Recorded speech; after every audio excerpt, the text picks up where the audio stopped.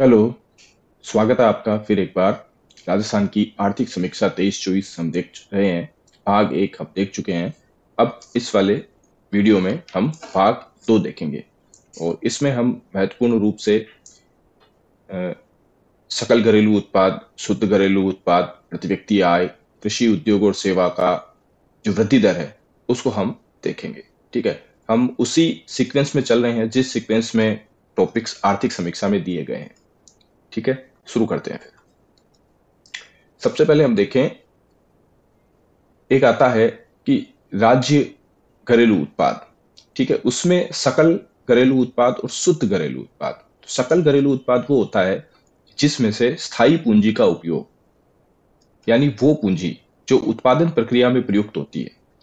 ठीक है, सकल अनुमान में हम उससे माइनस नहीं करते हैं। जबकि जो शुद्ध अनुमान होते हैं, राज्य घरेलू उत्पाद के जो शुद्ध अनुमान होते हैं, उसमें से सकल अनुमानों में से हम उस स्थायी पूंजी का उपयोग, वो स्थायी पूंजी जो उत्पादन प्रक्रिया में प्रयुक्त हो गई है, ठीक है, उसको हम माइनस कर लेते हैं। तो हमें हमारे शुद्ध राज्य घरेलू उत्पाद प्राप्त होते हैं। तो सबसे पहले ये देखो, सकल राज्य घरेलू उत्पाद। ठीक है। अब इसमें भी हम देख रहे हैं प्रचलित कीमतों पर, यानी जो आज की कीमतें हैं उस पर। तो हम पहले भी देख चुके हैं, एक बार रिवाइज। इसमें हम भारत और राजस्थान की जो है तुलना कर रहे हैं। तो देखो, राजस्थान का जो राज्य सकल घरेलू उत्पाद है वो है 15.28 लाख करोड़ रुपए। ठीक है। और वृद्धि दर कितनी रही है? 12.56%। ये हम पहले देख चुके हैं, लेकिन तुलनात्मक दृष्टि से हम वापस देख रहे हैं। भारत का जो सकल राज्य घरेलू उत्पाद है वो है 23-24 का 295.35 लाख करोड़। और इसकी वृद्धि दर जो रही है वो है 9.6%। तो हमें ये ध्यान में होना चाहिए कि भारत का 295 है और उसकी तुलना में राजस्थान का 15.28 लाख करोड़ है। क्योंकि पिछले वर्ष शायद एक ऐसा क्वेश्चन पूछा था जिसमें इन दोनों की तुलना करवा ली गई थी। तो ये हमें ध्यान में रखना है। ठीक है, वापस देख लो। राजस्थान का 15.28 यानी 15.28 लाख करोड़ और भारत का है 295.35 लाख करोड़। राजस्थान की जो वृद्धि दर रही है 22-23 से 23-24 में, वो है 12.56। ठीक है, ये पिछले वर्ष से कम रही है। और भारत की रही है 9.6%, ये भी पिछले वर्ष से कम रही है। नेक्स्ट देखें, तो प्रचलित कीमतों पर जो सकल राज्य घरेलू उत्पाद है उसका CAGR देखें, यानी किस वृद्धि दर से हर साल 19-20 से 23-24 तक, हर साल किस वृद्धि दर से ये बढ़ रहा है प्रचलित कीमतों पर? तो वो है 11.19%। तो लगभग 11.19% की दर से सकल राज्य घरेलू उत्पाद बढ़ रहा है 2019-20 से 23-24 के बीच में। ठीक है, यानी प्रतिवर्ष 11.19, ये औसत है। ये प्रतिवर्ष का औसत है, औसत है इन 5 सालों का। ठीक है। नेक्स्ट एक शब्द अपने यहाँ आता है, सकल मूल्यवर्धन। ठीक है, उसको हम कहते हैं GVA। तो एक शब्द आ गया अपना ये, सकल मूल्यवर्धन, GVA। और दूसरा अपना आता है सकल घरेलू उत्पाद, GDP। तो GVA और GDP में क्या अंतर है? देखो, GVA कब निकलता है? जब सकल घरेलू उत्पाद जो होता है, सकल घरेलू उत्पाद, उसमें से उसमें हम उत्पादों पर जो सब्सिडी देते हैं उनको तो जोड़ते हैं और उन उत्पादों पे जो कर चुकाए जाते हैं उनको घटाते हैं। तो जब सकल घरेलू उत्पाद में उत्पादों पर सब्सिडी को जोड़ देते हैं और उसमें से उत्पादों पर कर को माइनस कर लेते हैं, तो हमें प्राप्त होता है GVA, यानी सकल मूल्यवर्धन। ठीक है। जैसे किसी देश में उत्पादित कुल वस्तुओं और सेवाओं के मूल्य को मापता है GDP। GVA क्या करता है? इन उत्पादों के विभिन्न पहलुओं को बढ़ाने के लिए उसमें जोड़ा गया मूल्य है, सकल मूल्यवर्धन है। ठीक है। GVA GDP लेता है और उन उत्पादों पर दी गई सब्सिडी के मूल्य को जोड़ता है और फिर उन पर दिए गए करों को घटा देता है। अब GVA के दृष्टिकोण से हम देखें तो 2023-24 में प्रचलित मूल्यों पर जो हमारा सकल राज्य मूल्यवर्धन था ये था 14.28 लाख करोड़। ठीक है, 14.28 लाख करोड़ रुपए। और सकल राज्य घरेलू उत्पाद जो था अपना, सकल राज्य घरेलू उत्पाद वो था 15.28 लाख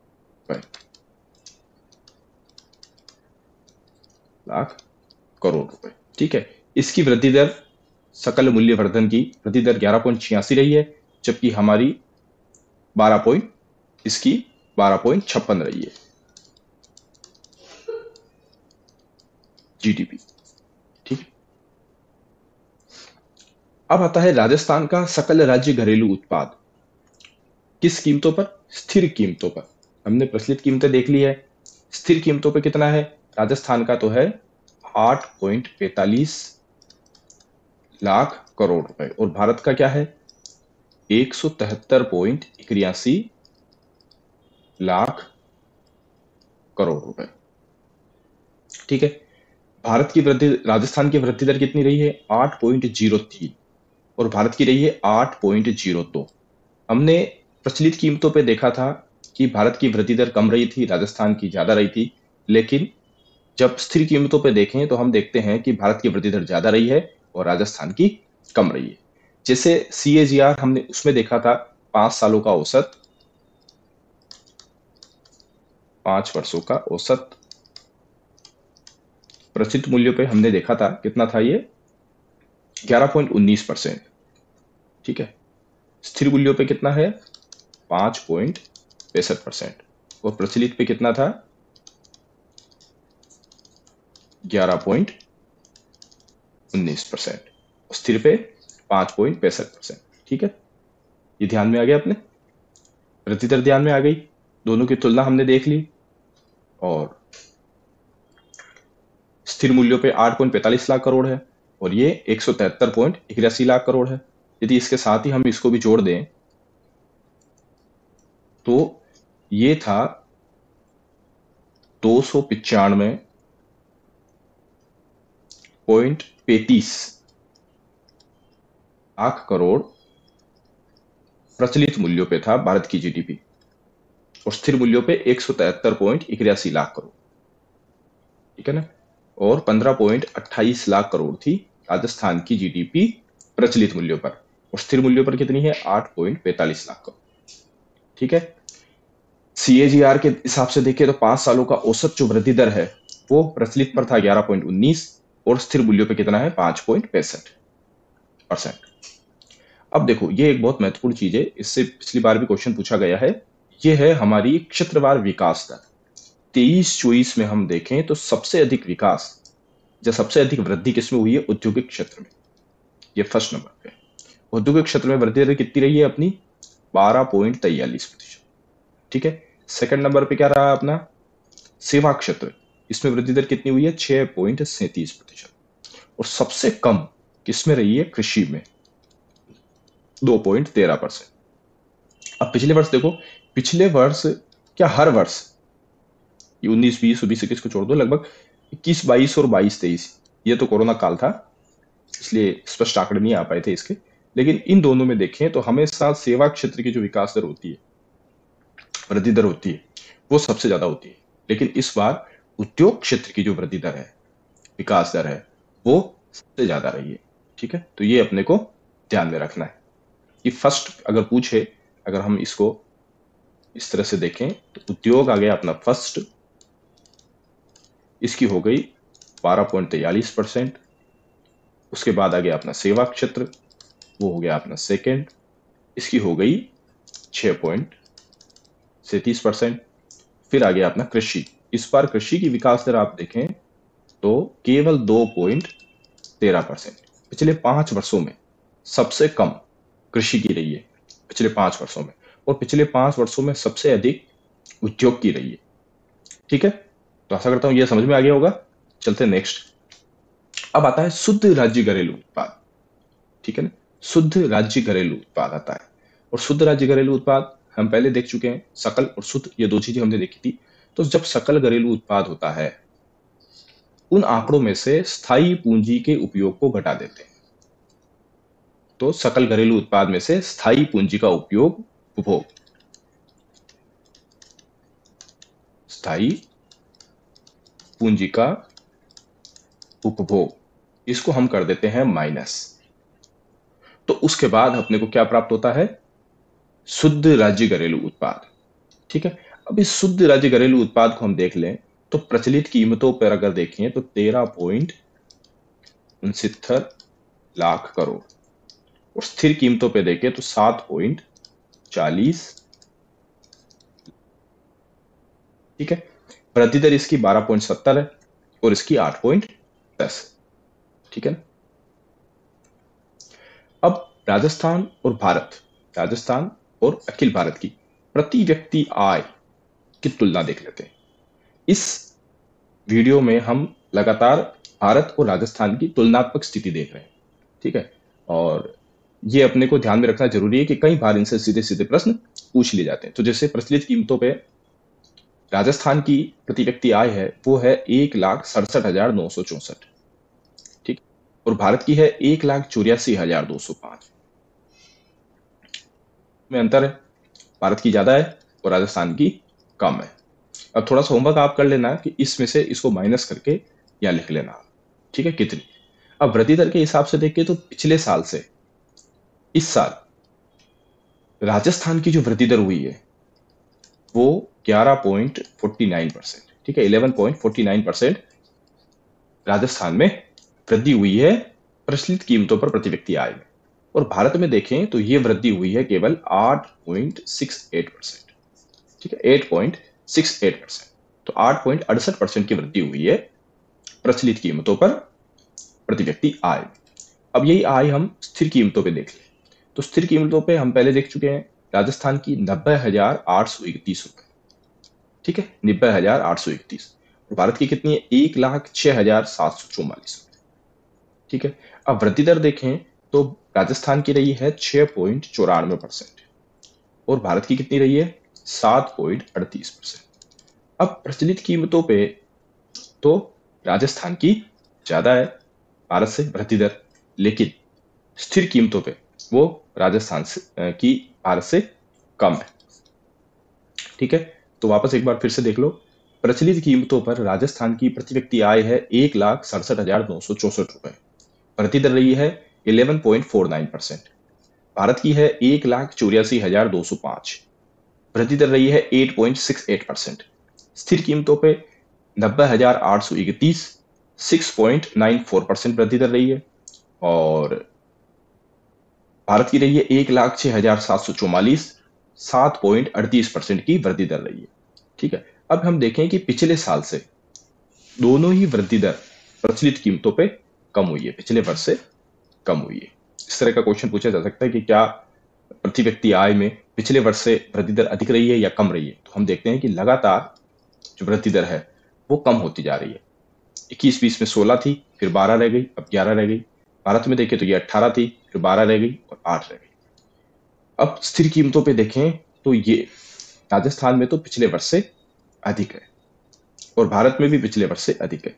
प्रचलित कीमतों पे पिछले वर्ष से कम है, जबकि स्थिर कीमतों पे पिछले वर्ष से अधिक वृद्धि रही है। अब है एक आता है सकल स्थायी पूंजी निर्माण। सकल स्थायी पूंजी निर्माण, इसको हम कहते हैं GFCF। ठीक है, तो सकल स्थायी पूंजी निर्माण, इसको हम निवेश भी कह सकते हैं। सकल स्थायी पूंजी निर्माण का मतलब क्या है कि जिससे पूंजी का निर्माण होता है वो निवेश है। इसको और क्या कह सकते हैं? उत्पादित परिसंपत्तियां, यानी जो परिसंपत्तियां हम उत्पादित करते हैं, जो हम नहीं बनाते हैं, या सेकंड हैंड परिसंपत्तियों की खरीद, या तो हम जो संपत्तियां नई जनरेट करते हैं, ठीक है, या कोई सेकंड हैंड संपत्तियां हम खरीद लेते हैं, तो उसके अधिग्रहण खरीदना के रूप में परिभाषित किया गया है सकल स्थायी पूंजी निर्माण को। सकल स्थायी पूंजी निर्माण को हम निवेश कह सकते हैं, या हम कह सकते हैं कि इसमें कुछ संपत्तियां उत्पादित की जाती है या सेकंड हैंड परिसंपत्तियों को खरीद लिया जाता है। ठीक है, इसमें क्या होता है? उत्पादकों द्वारा, जो उत्पादक होते हैं सकल स्थायी पूंजी निर्माण में, उत्पादक जो होते हैं वो स्वयं के उपयोग के लिए ऐसी परिसंपत्तियों का उत्पादन और निपटान को घटाकर शामिल होता है। तो उत्पादक जो है अपने उपयोग के लिए जो संपत्तियां हैं उसको घटाकर सकल स्थायी पूंजी निर्माण प्राप्त करते हैं। अब जैसे सकल स्थायी पूंजी निर्माण के उदाहरण क्या है? उदाहरण है, पहले तो हम इसे कहते हैं स्थायी सकल घरेलू स्थायी निवेश भी कहते हैं इसको। ठीक है, पहले इसको कहते थे सकल घरेलू स्थायी निवेश, अब हम इसको कहते हैं सकल स्थायी पूंजी निर्माण, क्योंकि इसमें परिसंपत्तियों का जनरेशन हो रहा है। जैसे देखो, भूमि सुधार के लिए हमने अगर नालियां बनाई है, खाई बनाई है, ठीक है, कोई मशीनरी बनाई है, उपकरण खरीदे हैं, सड़क है, रेल मार्ग है, स्कूल, कार्यालय, अस्पताल, निजी आवासीय आवास, वाणिज्यिक भवन, तो कुल मिला के जो संपत्तियां जनरेट होती है कि हमने एक साल में कितनी संपत्तियां जनरेट की है, वो है सकल स्थायी पूंजी निर्माण। अब यदि राजस्थान के परिप्रेक्ष्य में देखें तो पिछले 22-23 में 3,99,594 करोड़ की, यानी लगभग 4 लाख करोड़ की संपत्तियां सृजित हुई है, या 4 लाख करोड़ की कुल संपत्तियां मानी गई है। ठीक है, और ये 4 लाख करोड़ जो है वो जीडीपी का कितना है, ये है 29.43%। तो लगभग 29.5% जो है वो क्या है, पूंजी निर्माण, सकल स्थायी पूंजी निर्माण। अब इसमें हम देखें तो पिछले साल से भी वृद्धि हुई है। अब इसमें एक चीज है, निजी और सार्वजनिक क्षेत्र का कितना योगदान है पूंजी निर्माण में। तो निजी क्षेत्र का है 78% और सार्वजनिक क्षेत्र का है केवल 21.46%। इसलिए हम हमेशा पीपीपी मोड की बात करते हैं, क्योंकि इतना पैसा एक साथ खर्च करना सरकार के बस की बात नहीं है। सरकार का अधिकतर पैसा तो हम देखते हैं वेतन भत्ते और ब्याज भुगतान में चला जाता है, इसको हम विस्तृत आगे देखेंगे। तो निजी क्षेत्र का कितना है, 78.54%। ठीक है, लगभग 78.5% है निजी क्षेत्र का और 21.5% योगदान सार्वजनिक क्षेत्र का है। अब हम देखें राजस्थान के थोक मूल्य सूचकांक। ठीक है, आधार वर्ष क्या है राजस्थान के थोक मूल्य सूचकांक का, 99,2000। ठीक है, 99,2000 बराबर 100। तो राजस्थान सरकार द्वारा थोक मूल्य सूचकांक को मासिक आधार पे, पहली चीज तो हमने देखी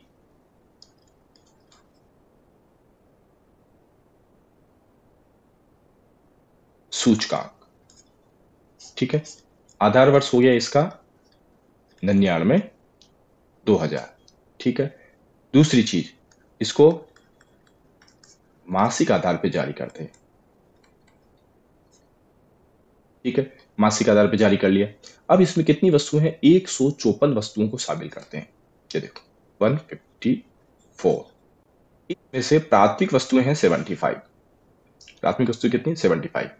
ईंधन, शक्ति, प्रकाश और उपस्नेहक, यह है कुल 10, और विनिर्मित वस्तुएं हैं 69, और ये हो गई हमारी 154।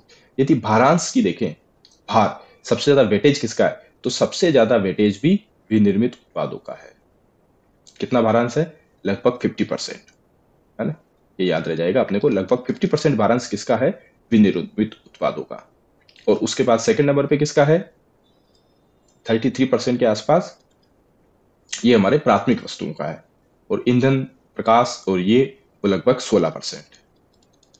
ठीक है, ये देखो प्राथमिक वस्तुओं का भारांश है 33.89%, विनिर्मित उत्पादों का है 49.85%, और ईंधन, शक्ति, प्रकाश वर्ग का है भारांश, यानी कुल अगर 100 है, जैसे 154 वस्तुएं हो गई, और इनका औसत के दृष्टिकोण से देखें तो यदि हम इन वस्तुओं का भारांश निकालते हैं, औसत निकालते, कुल 100 निकालते हैं, तो 100 में से 50% विनिर्मित उत्पादों का है, 33% प्राथमिक वस्तुओं का है। वस्तुएं भले 75 जो है आपको दिख रही है कि प्राथमिक वस्तुएं हैं, लेकिन राशि के हिसाब से अगर भारांश देखें तो वो विनिर्मित उत्पादों का लगभग 50% है और 69 वस्तुएं। प्राथमिक वस्तुओं में 75 है लेकिन भारांश 33 है, और ईंधन, शक्ति, प्रकाश में वस्तुएं 10 है और भारांश 16%। और एक चीज आप देख सकते हैं कि आज की समय में, जैसे 99,2000 में 100 इसका आधार था, तो आज ये बढ़कर कितना हो गया है, लगभग महंगाई यानी 887। लगभग इन वस्तुओं की औसत कीमत अगर उस समय 100 रुपए थी, तो आज 387 हो गई, यानी वो 100 रुपए और आज 387 बराबर मान लिए। ठीक है, नेक्स्ट देखते हैं उपभोक्ता मूल्य सूचकांक, सीपीआई। उपभोक्ता मूल्य सूचकांक क्या है कि एक समय अवधि में, कोई भी जाए, एक महीना हो सकता है, एक साल हो सकता है, दो समय बिंदुओं के बीच में, ठीक है, चाहे वो सप्ताह हो, माह हो, है ना, वर्ष हो, हालांकि अपन इसको भी मासिक आधार पर तैयार करते हैं। तो एक समय अवधि के अंदर वस्तु और सेवाओं के खुदरा मूल्य में, खुदरा मूल्य कौन से होते हैं, जो हम खरीदते हैं, यानी परिवार, वो थोक मूल्य था जो व्यापारी खरीदता था। तो खुदरा मूल्य में जो परिवर्तन होते हैं उसका मापन इसमें किया जाता है। यही इसमें कौन खरीदता है, उपभोक्ता खरीदता है। उसमें कौन खरीदता था, व्यापारी खरीदता है। ठीक है, तो ये वास्तविक क्रय शक्ति को प्रभावित करते हैं, वास्तविक क्रय शक्ति को प्रभावित करते हैं, एक चीज। ठीक है, दूसरा, चूंकि यह सूचकांक प्रत्येक उपभोक्ता के लिए कीमतों में उतार चढ़ाव को सम्मिलित करता है, इसलिए सरकार भी क्या करती है, मुद्रास्फीति के मापन के लिए थोक मूल्य सूचकांक की अपेक्षा उपभोक्ता मूल्य सूचकांक को अधिक महत्व देती है। सरकार भी मुद्रास्फीति का मापन किससे करने की कोशिश करती है, उपभोक्ता सूचकांक से। ठीक है, पहली चीज, कोई भी समय अवधि में वस्तु सेवा का जो मुद्रा मूल्य में परिवर्तन हुआ है, इसमें उपभोक्ता जो क्रय करता है सामान, उसकी जो कीमतों में परिवर्तन होता है उसका मापन करते हैं। वास्तविक क्रय शक्ति को प्रभावित करता है ये। सरकार भी इसको वेटेज देती है ना, मुद्रास्फीति के मापने के लिए। और जो डीए तैयार किया जाता है, समय समय पे सरकारी कर्मचारियों का डीए तैयार किया जाता है, वो भी इसी के आधार पे तैयार करते हैं। ठीक है, अब इसमें मुख्य रूप से हम देखें तो निम्न प्रकार 4 प्रकार के सूचकांक तैयार होते हैं। ठीक है, निम्न 4 प्रकार के सूचकांक इसमें तैयार करते हैं। पहला है औद्योगिक श्रमिकों के लिए। पहला सूचकांक कौन सा है, औद्योगिक श्रमिकों के लिए। ठीक है, industrial workers, CPI for industrial workers, इसका आधार वर्ष है 2016। ठीक है, दूसरा है कृषि श्रमिकों के लिए, एग्रीकल्चर लेबर। ठीक है, कृषि श्रमिकों के लिए इसका आधार वर्ष है 1986-87। तीसरा है ग्रामीण श्रमिकों के लिए। ठीक है, और चौथा है ग्रामीण, शहरी और संयुक्त हेतु, ग्रामीण, शहरी और संयुक्त हेतु। ठीक है, तो उसका है 2012। तो पहला हो गया औद्योगिक श्रमिकों के लिए 2016 आधार वर्ष, कृषि श्रमिकों के लिए 86-87 और संयुक्त ग्रामीण और शहरी सबके लिए मिलाएंगे तो 2012। ये पहले जो 3 है, औद्योगिक श्रमिकों के लिए, कृषि श्रमिकों के लिए और ग्रामीण श्रमिकों के लिए, ये सूचकांक कौन तैयार करता है, श्रम ब्यूरो, श्रम ब्यूरो चंडीगढ़। ठीक है, और चौथा जो है ग्रामीण, शहरी और संयुक्त हेतु, ये सूचकांक करता है राष्ट्रीय, तैयार कौन करता है, राष्ट्रीय सांख्यिकी कार्यालय नई दिल्ली, एनएसओ। ठीक है, नई दिल्ली का एनएसओ संयुक्त के लिए तैयार करता है।